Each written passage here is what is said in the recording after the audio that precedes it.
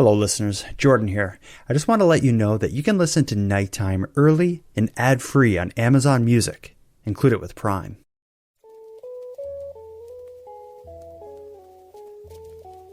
You are listening to Keep Canada Weird, a weekly weird news roundup by the Nighttime Podcast. Hello, listeners, and welcome to the weekly Keep Canada Weird discussion series. If you're new here, I'm Jordan Bonaparte, and in Keep Canada Weird, my pal Aaron Airport and I seek out and explore the more offbeat news stories that played out across Canada over the past week. In tonight's episode, which we recorded on April 2nd of 2024, we catch up on the case of the Quebec high school art teacher who was secretly selling his students' work online. We're going to hear about some cloned cats in Kelowna, BC. We'll dive into dumpsters in Saskatchewan, and we're going to bob our heads to the Premier of Nova Scotia as he quotes rapper Eminem in a speech he delivered at the legislature. So we got a busy night here. Let's get into it. Handsome Aaron Airport. We are back. We are back, and how exciting it is to be back. Yeah, I believe that was the first week we've ever missed. Last week we did not release an episode. No, that was the first week where we released nothing at all. And I blame Keep Canada Weird for that because I was on assignment. I traveled down to the US. You did, yeah. And you were boots on the ground in the United States of America, seeking out weird Canadian stories. Yeah, and I found them. I'll right off the bat, I want to tell you something here. We've been bashing Tim Hortons for the last, I don't know how long we've been doing this, 2.5 years. And I've been bashing them for years before we ever started this show. But there was a moment when I was in the United States where I thought like, damn, I wish there was like a Tim's I could go to. Because I've been going to... No, you didn't. I swear I did. I've been going to a place called Dunkin's, which is, I've always... Dunkin' Donuts? Yeah, well, we call it Dunkin' Donuts, but down there, everyone calls it Dunkin's. Okay. Honestly, it's Tim Hortons on meth. I've had like 15 weird experiences in my 1 week in the US, all at Dunkin's. Every time I go in there, it was weird and they screwed up my order. And it was like Tim's, but worse. It felt dirtier and weirder and everything was like their baked goods were stale. I hate Dunkin's. Yeah, well, that doesn't really have anything to do with the quality of Tim Hortons, though. Like that's just it's a bad coffee shop in a different country. Yeah, what does that have to do with how does that reflect the quality of Tim Hortons? I don't know if it reflects the quality of Tim Hortons, but it does reflect my perception of the Tim's invasion, or as we've called it on this show now, the Tim's issue. Yeah, I like that. Yeah, the Tim's issue. I think if you're living somewhere down in the US where the only coffee shop in town is a Dunkin's, I don't know, the Tim Hortons invasion may be a welcome sight. No. Please stop. Okay, I take it back. I can't handle this. Well, that was my one takeaway from my time in the US. Another cool takeaway or a cool experience that I had down there was to see that Party City, the party store, sells liquor in Florida, and I thought that was really appropriate. Well, you can't party without alcohol. Exactly. That's what I thought, and I went in there and I'm like, that makes so much sense. Yeah, because our party stores, there's some costumes, there's paper plates, there's cups, there's streamers, there's just kind of the usual things, but there's no alcohol at all. You need to get the party started first before that stuff works. Yeah. Florida figured that out. Florida's a weird place. You know, the idea of Google Florida man and just find, all these crazy stories. I see why. I saw some craziness down there. There's this weird beat up kind of trailer looking thing with a bunch of broken up cars in its yard. And they had this massive sign made up of wood pallets. So imagine like 2 wood pallets high, 2 wood pallets wide with spray paint on it. It said something like F word Biden, the pedo puppet. And then underneath it, it had in spray paint the URL for a YouTube video, which isn't friendly to write. So it's like youtube.com/RZYKK493 and just spray paint it as you drive by. I saw a lot of, the whole like Trump Biden stuff. Man, that was everywhere.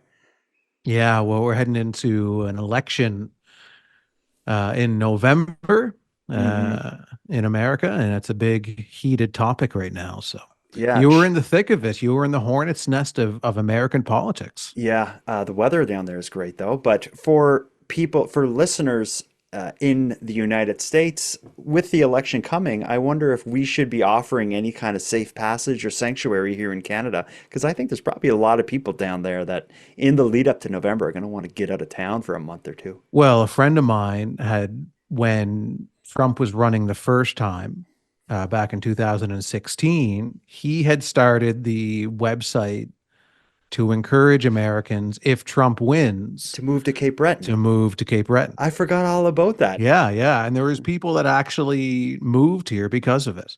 That's kind of wild. Yeah. Yeah. Anyway, what a time. But we're not here to talk about America. We're here to keep Canada weird. And my golly, we are going to be doing it tonight. We got some great stories. We're going to hear about dumpster diving. We got to talk about a cat because there was one in the news this week. We got to talk about Canadian politics, at least Nova Scotian politics. And we got to update some old stories that we covered in the past. But before we get into any of that, you want to hear from a listener? Oh, God, yes. Just, you're craving Tim Hortons for some twisted reason, but I'm craving the listeners. Yeah. Ever since I've been offering Keep Canada Weird stickers and merch in exchange for voice memos, man, they've been lighting us up. Let's hear from Jenny. Since we've been talking about Tim Hortons, Jenny has a Tim Hortons related story to tell us. Hi, Jordan and Aaron. This voicemail is about the Tim Hortons issue, as you are now calling it. I was in Toronto about 2 weeks ago, walking around in the Queen East area, and I noticed at the corner of Bolton Avenue and Queen, there's a Tim Hortons, but they are branding themselves as Tim's. And I know this is something that you have mentioned in the past, that Tim Hortons are now just shortening their name to simply Tim's. And I found it interesting because this neighborhood is a very, local small businesses type neighborhood. So I think that this is a strategy by Tim Hortons to have a presence in this neighborhood that may not normally accept them, but branding themselves as something different or something separate than what they truly are. They're not Tim Hortons, the massive corporate entity with mediocre products. They're Tim's. They're a cool local coffee shop. Anyway, thought I'd share. Thanks. I think Jenny is bang on. I think that's exactly what they're doing. It's like they want their name to just be this friendly pat on the back. People call them it's almost like a nickname. Their products have moved so far away from what they used to be, and now they're moving further away from the name that they used to be. I think now they're just Tim's, and you know what this is? It's just it's laziness in terms of Canadians are too lazy to say Tim Hortons. They just want to say Tim's because they're useless and lazy. That's the way they see us. Maybe. We've used a lot of military words to describe Tim Hortons' strategy. I think this is maybe a type of psychological retail marketing warfare. Making you refer to them by a nickname will give others the impression that you have an affinity towards the company. So I think rebranding as Tim's may trick some people, and it'll probably work. I don't know. People will fall for anything, I think. I think Tim Hortons hardcores aren't going to go away. Interesting to see how they shimmy and shake their way into your wallet. And that's their latest trick. Pricks. Yeah, what a trick it is. Let's get into the first story, though, because I like when we, at the beginning of the show, cover updates to past stories. One of my favorite recent stories was the story relating to the Quebec high school whose students found that their art teacher was selling their art online in the form of merchandise. Like the teacher was alleged to be taking students' artwork and putting it on mugs and shirts and mouse pads and all that kind of stuff and selling it. At the time that we covered this, it was probably a month or two back, the parents had found out about it and they were upset, and the school board really had very little to say about it at that time. Things have developed quite a bit. The parents have filed a lawsuit, and it is a big one, over $1.5 million for alleged intellectual property infringement. It was surprise, it was shock. Parent Joel de Bellefeuille recalls the feeling of seeing his 13-year-old son's portrait being sold online on mugs, pillows, and shirts. How do you feel when you see your portrait on a shower curtain? Weird, and I was really shocked about it. The de Bellefeuille family and 9 others have filed a complaint under the Copyright Act for over $1.5 million, or $155,000 per plaintiff, from teacher Mario Perron and the Lester B. Pearson School Board for alleged intellectual property infringement. They're also asking for an apology. In Canada, a Copyright Act is very clear, the law, and it states the person that's infringed upon can request statutory damages between $500 to $20,000 per artwork. So what makes this extremely unique, it's not only one artwork, it is almost 3,000 different items. He says most of the 96 students had their artwork featured on 31 different items like phone cases and ornaments. Prices range from a few dollars to more than $100 each. When the news broke in February, it made international headlines. Wanting to protect their children from the fallout, this parent spoke to CTV anonymously to say, as an artist, Mario Perron knew better. My daughter was taken advantage of, and she feels that way as well. And also because I am an artist as well, and I hope, as the teacher being an artist, if someone was to do that to him, I'm sure he would do the same thing that we're doing right now. Documents have been filed with the Quebec court. De Bellefeuille's brother, lawyer Martin de Bellefeuille, is representing the families. De Bellefeuille says now that the legal documents are submitted, the school board has 15 days to reply. Parents always trying to monitor their children's behavior online, but here we are where we now have to also monitor what the teachers are doing online. So each family suing for $155,000, suing the teacher himself and the school board. Let's just choose sides here. I'm going to say right off the bat, I agree with this, and I think they deserve it. And I think they're going to get, I don't know if they're going to get $155,000 each, but I think they're going to get some money. I think the school board's going to want this to go away, as will the teachers union when there certainly is one that's going to be involved. And I'm taking the other side on this issue, and I am completely disagreeing with this lawsuit. Because you're an artist. You put on plays, you're a musician, you write music. So I thought you would have more respect for the victims of intellectual property theft. What is it you disagree with? I first want to tip my hat to the stock footage of the school in this story, where it's just a guy shoveling 3 months ago. He's watching the news. He's like, what did I do? Yeah, I'm in the news shoveling.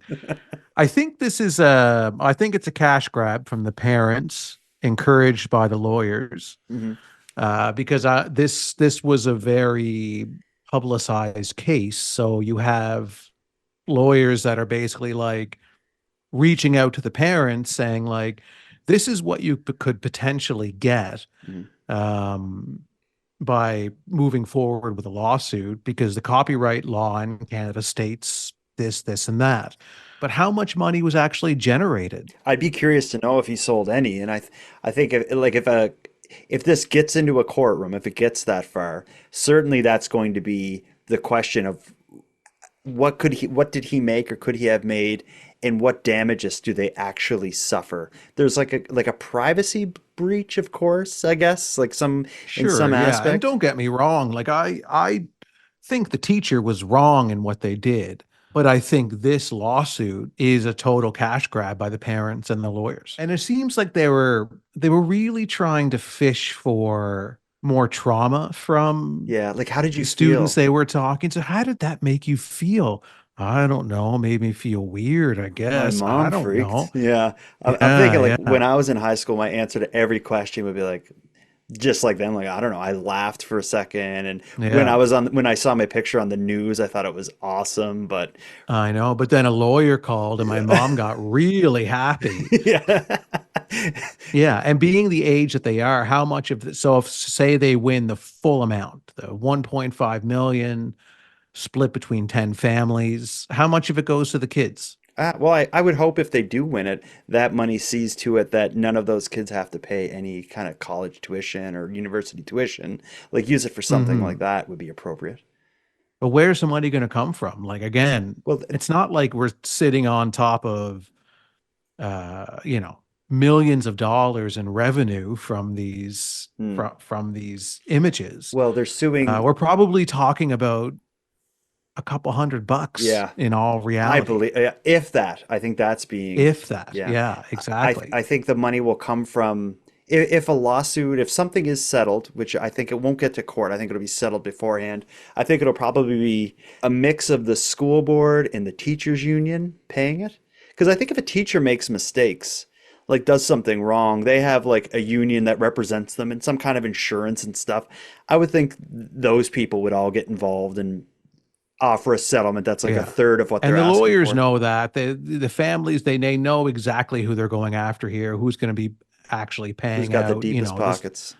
who's got the deepest pockets. This to me is just like the worst response to this. Like, and again, this is junior high art here. Let's call a spade a spade. I don't mean to say it out loud, but it's stupid. Like their art is dumb and the lawsuit is dumb. Do you even like the kids? I know we've heard a couple short interviews with them. Do you have any respect for these kids? No. Okay. Let's move on. We will follow this story. Okay, let's clarify for the record that I am joking about that. You do like the kids? I haven't met them. They seem, you're going to give them a benefit of a doubt. Sure, yeah, but their art sucks.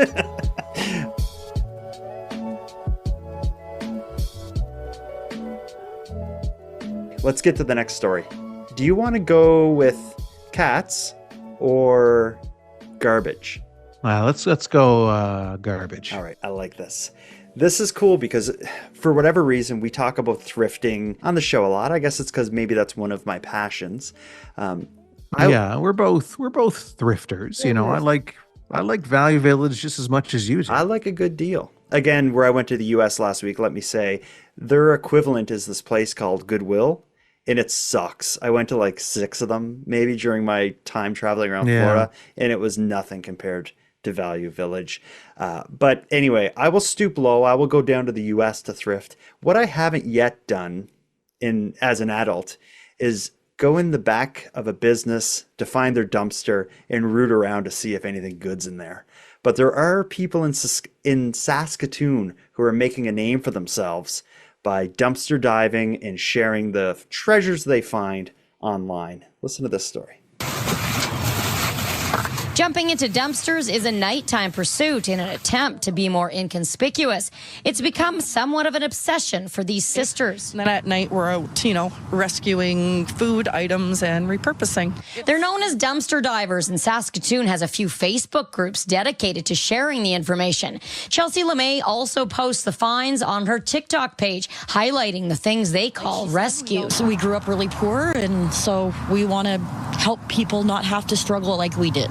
We either make individual hampers or we have an organization such as Never Hungry Saskatoon or Community Hearts come do a pickup and then they distribute. They have successful day jobs and realize that some who do this don't. And while they sell some of their items, it's mostly about giving back. It is such an amazing feeling to be able to take stuff and support our community in that way. I mean, it would be better if the stores were doing it on their own. A public policy expert at the U of S says companies throw out the product for a number of reasons, like liability and impact to their bottom line. So the logistics and the costs associated with donating products, including transportation, storage, and administrative expenses, and also training employees. So, of course, there are questions that come up about the legalities of jumping into dumpsters, but this pair has already considered that. As long as A, you're not trespassing, and you're not vandalizing or creating a mess. Saskatoon police said that their concern would be with trespassing or littering by removing garbage and not returning it. Even so, it would not be considered criminal and would fall under provincial or local legislation. Wi-Fi outlets? They do admit they encounter messy situations. On this night, electronics covered in a rank liquid, making this not for the faint of heart.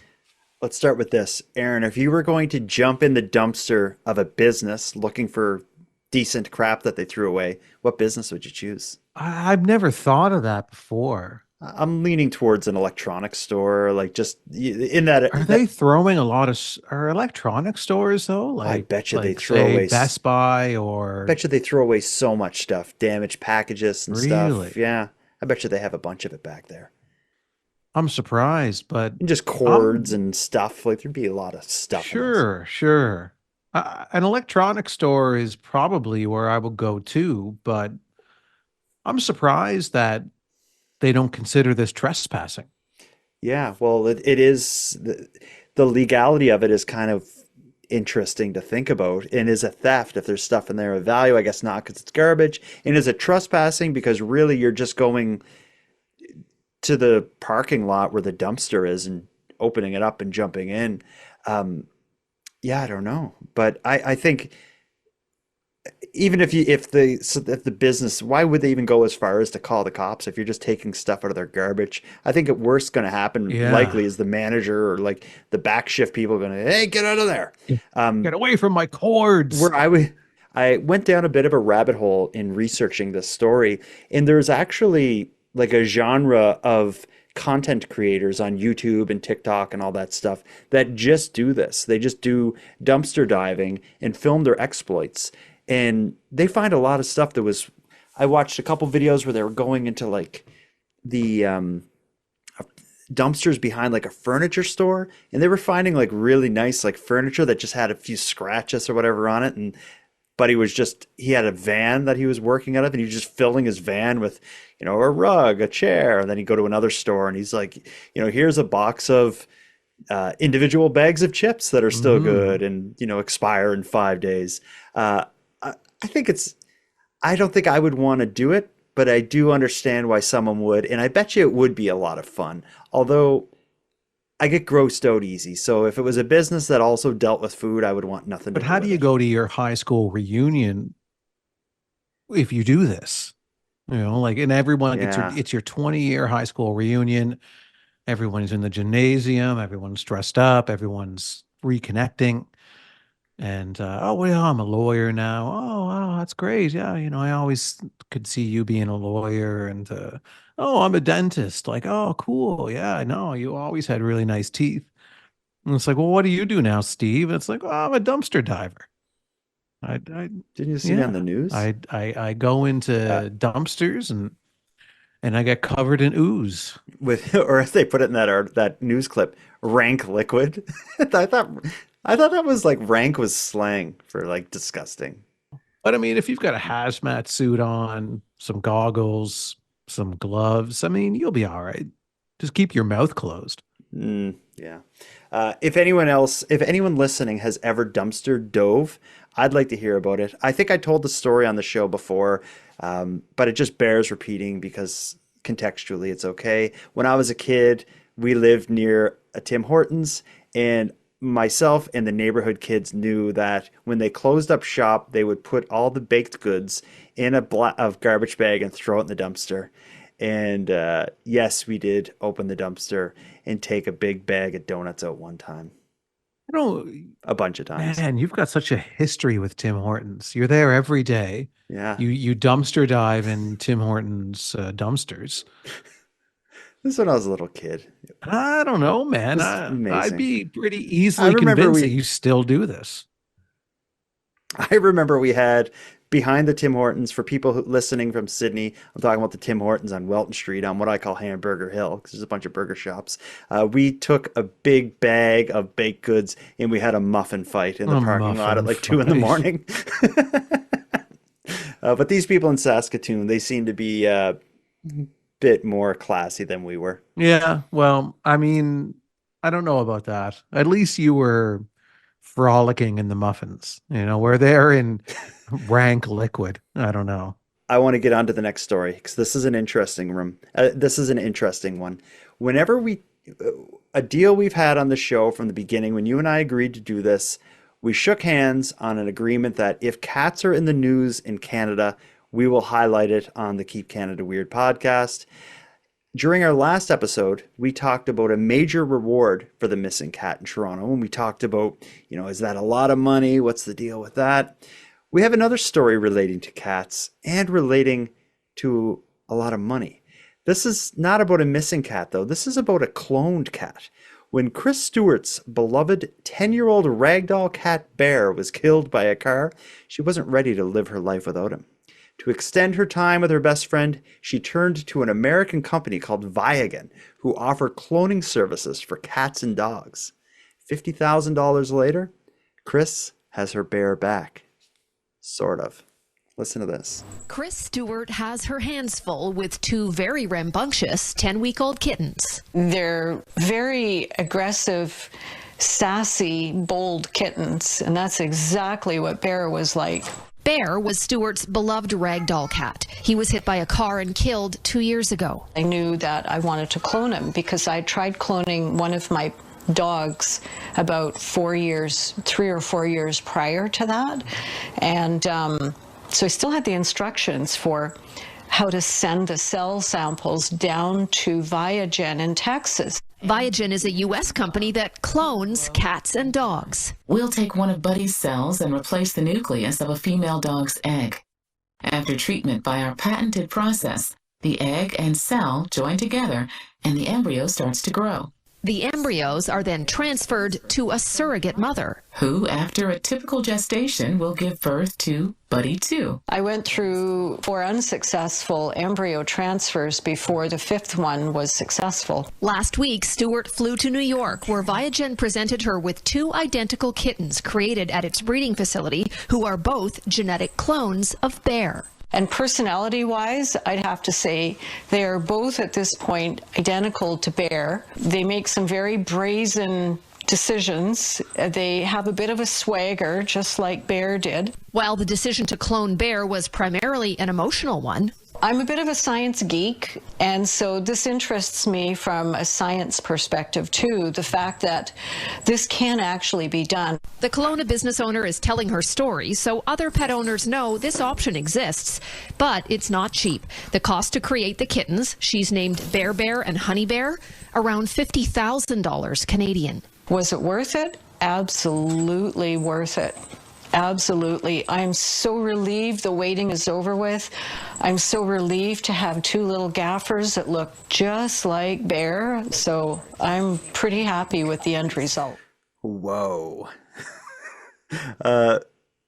Should we reference Pet Sematary? Well, I was going to reference Jurassic Park. Okay. If you don't mind me reading a quote from Jeff Goldblum in Jurassic Park. Yes, please. Yeah, but your scientists were so preoccupied with whether or not they could that they didn't stop to think if they should. Ooh, appropriate. Oh, yeah, man. Yeah. It's what a freaky story. And first time listening to that and reading about this, I missed the fact that she tried to do it with her dog before. Yeah, and she talks so cavalier about it as if she's at a book club sitting on her couch and being like, yeah, anyway, I tried to clone my dog 4 years ago and it just didn't work out. So, but obviously when my cat was destroyed by a car, I thought, oh, I'll make 2 robo-cats. Yeah, death won't get in the way of, death won't stop me. Yeah, I've been playing God for about 6 years now. I have never heard of this company. I've never heard of cloning cats or dogs. Oh, no. The company's ad even is really creepy. Like it was like this weird voice narrating their ad. It sounded exactly like in the original Jurassic Park when they go on the tour and they're in like the part where they're sitting in like, it's almost like a museum ride. Mm-hmm. And they have the video up explaining the process of how they clone the dinosaurs. It's a lot. Mm-hmm. It's very similar to that. Yeah, I just feel like something will go wrong with this. It doesn't seem right to be cloning cats. Or dogs, but I would also, if I was the consumer, if I was going to do something like this, I would want proof that they didn't just send me like 2 random ragdoll cats, like the same breed of cat. Like how because you're totally playing on the person's emotional state, mm-hmm. Where it's like, okay, here's your cats, and then they're so they're so kind of heartbroken at the loss of their pet that they're willing to see anything in these new animals and Yeah. convince themselves that It's I've them. recreated my dead pet. That's kind of weird and It doesn't bring sad. them back though. Like these are cloned versions of them. It's like, Yeah, when in the cat or pet that you love or the other human being that you love, is it their like physical makeup, like their DNA makeup that you love, or is it the experiences and the yeah, memories and the yeah. moments you have together? Like I just feel like just like in the movie Pet Cemetery, if when you bring back a loved one's body, but it's not their mind anymore, it's like it's a different thing, and it's a little. Mhm. I would be freaked out by this. I wouldn't be comfortable having these like weird cloned cats in my No, I room. wouldn't trust them at all. Their fur would start to fall off. You'd be waking up in the middle of the night and they'll be staring at you. But Like, cats do that, right? well, yeah, Cats but are these weird ones would be anyway. doing it in a way that's like, I'm a clone and I'm going to kill you. And she's just so weird about it. She's just like, oh yeah, and then I just get them cloned, and you know, it's totally normal. It's just a It's totally normal thing to do. the fact that this option exists, I think, is pretty weird. Science, I think we've gone too far. Like the internet and social media, like probably ruined the world. AI is just going to put everyone out of business. Now, like cloning cats and stuff, it's even like playing with death. Yeah, you're playing God. It's like it's a really slippery slope to I get think into. I feel like we just need to unplug everything, start over. Yeah, yeah. I prefer to clone my cats from the garden the way nature intended, you know? Well, that's what happened in Pet Cemetery. Yeah, exactly. All right, let's move on. I think what's happening in Kelowna with these cats is weird. But the ragdoll cats, that breed, I don't think I've ever seen them before. Those things are adorable. Those Hmm. little kittens, cloned or not, those were cute little guys. They were cute. Yeah. I hope she enjoys them. While she can. Well, she can, yeah. Let's end with a bang. We got a couple things here. First of all, let's go through a duo of voice memos. Remember last week, or the last time we recorded, I called out for listeners listening abroad to share with us why they listen to the Keep Canada Weird podcast. I did get some action on that. So let's play a couple of them here. Let's start with Kristen on why, as an American, she listens to Keep Canada Weird. Hey, Jordan and Aaron. This is Kirsten from Alabama. I just got finished listening to your episode of Keep Canada Weird, the most recent one, and you had called out for people from the U.S. to call and tell why we listen to your podcast. And so the reason I got started listening to Nighttime is because you did an episode with the Morbid podcast, which is one of my favorites. And that was the episodes that you did about Lindsay Savannarath. And once I listened to you with Morbid, I went back and listened to all your episodes about Lindsay Savannarath, which those are super interesting and crazy. And then after that, I just kind of started listening to all the different things that you have, Keep Canada Weird, and everything you do with Madeline Klein. I love listening to your podcast. I love learning things about Canada. And I love realizing that Canada is just as crazy as the US, and y'all really make me laugh. And yeah, I just enjoy listening to you. So I hope y'all have a great day and keep doing what you're doing. Kirsten has a great accent. I love that accent. Yeah. Mm-hmm. I like that she likes learning about Canada. Yeah. Weird, eh? Not really. It's geography can be interesting. Is it even geography, though? I think this is more like what we do is more culture. No, we don't do any. We are probably the worst people to answer any geography questions. Mm-hmm. Yeah, I'll agree with that. And we don't put an emphasis on geography or the makeup of Canada. I think we focus on the culture, I believe. And I also think she says, like, I realize Canada's just as screwed up, or Canada's just as screwed up as we are, sort of thing. She said something along those lines. But I think Yeah. it's true. Like, all around the world, the whole thing is screwed up, but in its own unique way. And I think Canada has its own flavor of weird versus the American side. And I was at a Hmm. flea market in Florida, and I'll tell you, the weird in Florida is definitely different than the weird in Canada. Yeah, whereas the United States, they have certain weird things, but our weird culture, I like to focus it on like cat cloning, and that's it. Stolen artwork. No, just And cats? just cat cloning. Okay. Let's hear one more reason why an international listener listens. Last time we heard why Kirsten listens. Now we're going to hear why Aaron from Alabama listens.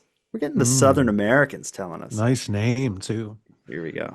Hey, Jordan. Hey, Aaron. This is Aaron from Alabama in the southern United States. You guys asked for people abroad to call and let you know why we listen to Keep Canada Weird. And I just have 3 reasons. 1, the handsome Aaron Airport. Number 2, the highly educated Jordan Bonaparte. And number 3, free stickers. Thanks, guys. I do have a little game that you might enjoy. So, you know how friends have little inside jokes, and my friend and I have this little phrase that anytime we say it, we know exactly what scenario we're talking about.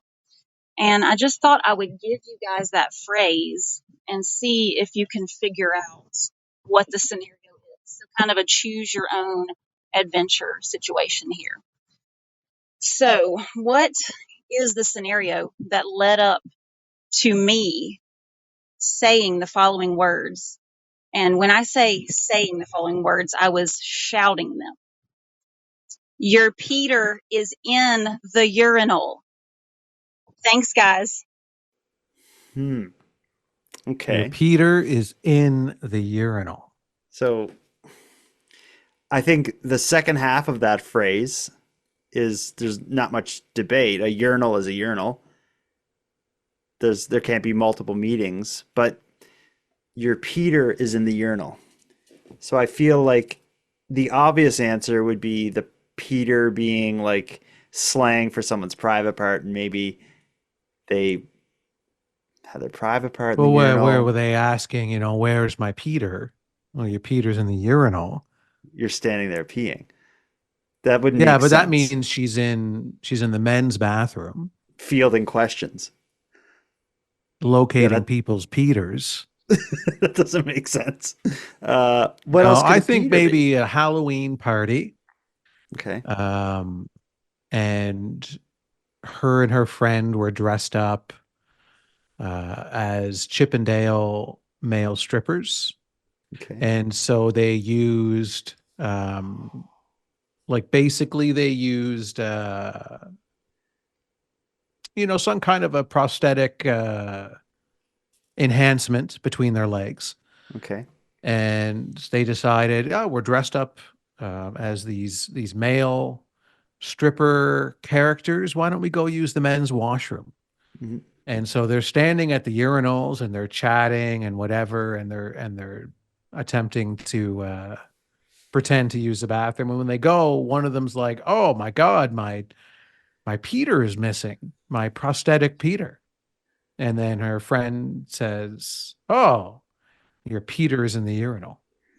And they look back and it is just It sitting there. is covered in pee. That's Aaron, you surprise me. Like that completely could be it. I feel like I can't even think of any other reason other than that. The urinal part, I think there's no debate. Something is in a urinal. The question is what the Peter is and how it ends up in the urinal. Why she and her friend are near the urinal. I think you got it. Yeah. Chippendale Halloween costume, prosthetic penis gone wrong. Yeah, I think I'm in the ballpark. Aaron, I will send you stickers, but I will send you 2 stickers, one for each voicemail. This one and the one where you call back and tell us what the hell that means and if handsome Aaron Airport is correct. Yeah. What a fun game. Oh, yeah, fun. We're going to end with another fun game, and that's going to be the game of who said it better, the Premier of Nova Scotia, Tim Houston, or the rapper Marshall Eminem Mathers, Slim Shady. You know Eminem, right? No. Okay. Well, he's a famous rapper, and I know you know who he is. And you Of course certainly I do. know one of his biggest songs has to be Lose Yourself, which is from the movie, I think loosely based on his life, 8 Mile. Lose Yourself is like kind of like the hit song or whatever from Yeah. that movie.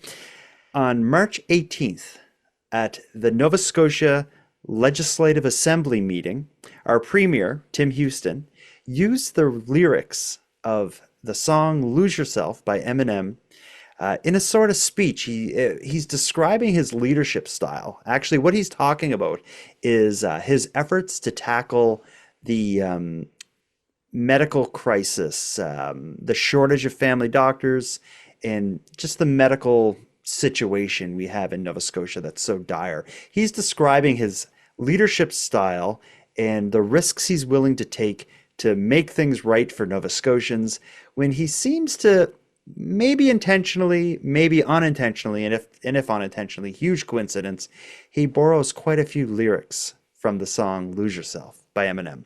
I'm going to play you his speech first, and then I'm going to play you a version I made where I put the actual song Lose Yourself over top of it. So here's the original speech. Here it comes.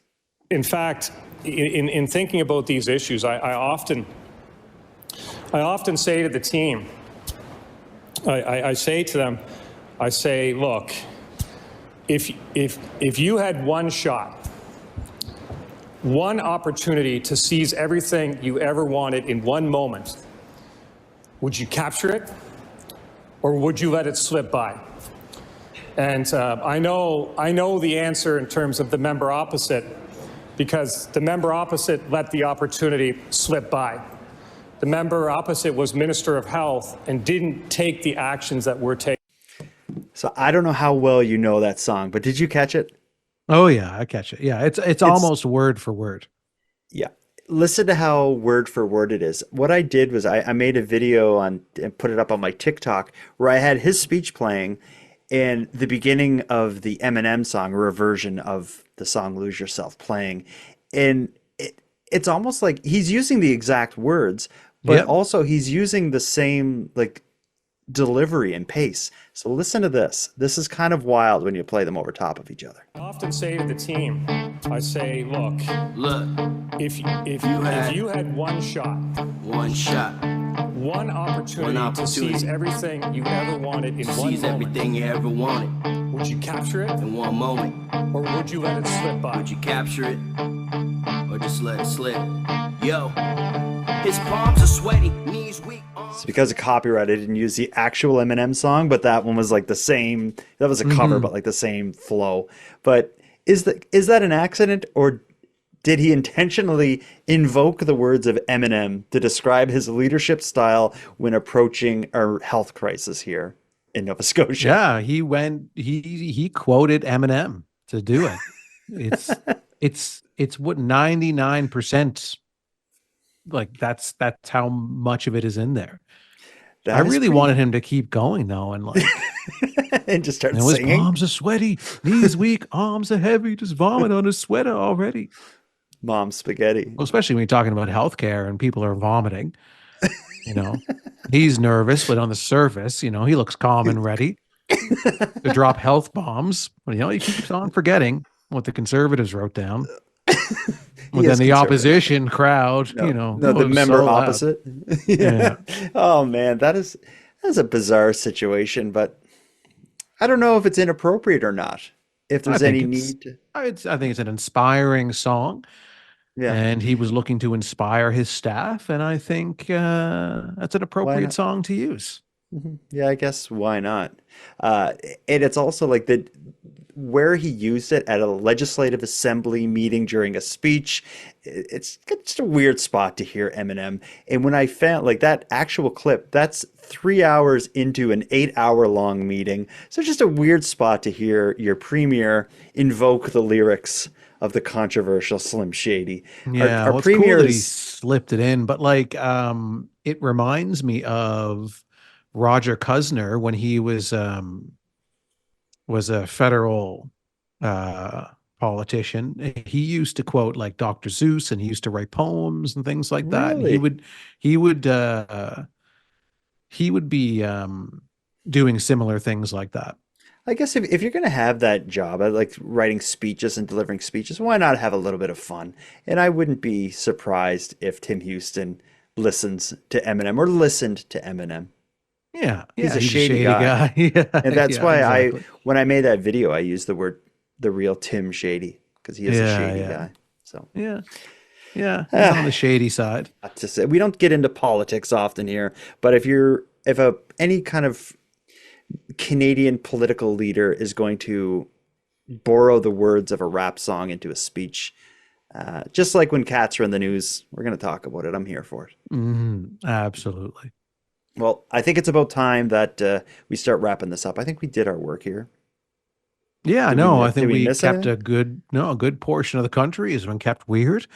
Mhm. And I think we're ready to hang up the towel for the night. We got into cats.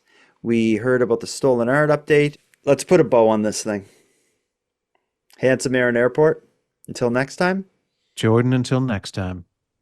I would love to have been a fly on the wall for the teacher bringing those pictures home and scanning them. I keep thinking about this moment of him standing at the scanner, scanning one photo after another and uploading it to this stupid website. And Jordan, until next time, after you die, I am going to clone you. Mhm. As long as you promise that when I die, you clone me. And we keep this show going forever. Keep Canada cloned, baby. Wow, that's kind of an interesting idea. Okay, All we'll right. do it. Promise. Pinky swear? Pinky. I want to thank you for helping Aaron and I fulfill our mission to keep Canada weird. But let us also call out to you for even greater support in this. If something weird happens in your neck of the woods, or if you have any thoughts, theories, or opinions on any of the stories we discussed, we want to hear about it. The best way to reach us is using the voice memo app, which is at nighttimepodcast.com/contact. We hope to hear from you. Now, before we part here, I'm going to end with some thanks. First, a big thanks to Aaron for sharing another evening with me and with you, the listeners of Nighttime. A shout out to the internet's favorite cult leader, Unicole, who provides the intro and outro voiceovers, and Monty Data, who provides the outro version of O Canada. And then lastly, but most importantly, a massive thanks goes out to each and every one of you listening, as without your interest and your support, this show would be as pointless as it would be impossible. Now, on the topic of support, let me thank the newest subscribers of the premium feed. Frosty, Shelby, and Jordan, thank you for going premium. And for anyone else who'd like to support the show, you can help us out here in a variety of ways. First of all, a premium feed subscription costs just a couple dollars a month, and that money funds the creation of the show. But the premium feed also gives you the episodes 2 days early, gives them to you ad-free, and gives you access to a full back catalog of nighttime episodes. If that sounds like something you're interested in, you can go premium right now at patreon.com/nighttimepodcast. And even if you don't want to go premium, you can still support the show by simply sharing this episode on social media and letting all your like-minded friends know why they should listen. Your support in growing this is very much appreciated. And until next time, take care of each other, hug your loved ones tight, and let me know if you see anything weird. Keep Canada Weird is written, hosted, and produced by the Nighttime Podcast. And now to our viewers and listeners everywhere. Good night. Something we talk about a lot is American and international listeners trying Canadian treats. We sent some chocolate bars and bags of chips and stuff out maybe a month or so ago. We haven't received any reviews yet, but they're coming. But we did receive just this week an unsolicited review of a Canadian treat. A listener named, I think it's Lee, he's trying a coffee crisp bar and he took us along for the ride. Listen to this. All right. This is a good one. Trigger warning for people who are grossed out by the sound of someone chewing and eating, though. ASMR, is that what this is? Sure, here it comes. Hello, Jordan and Aaron. This is Lee from Virginia. Our local Wegmans, I just noticed, had a Canadian product you've talked about, the Coffee Crisp candy bar. So I figured I would try one and let you know what. I've never seen them before, so we'll let you know. I know Aaron can edit part of this out, so hopefully you don't hear me chewing, but let's see.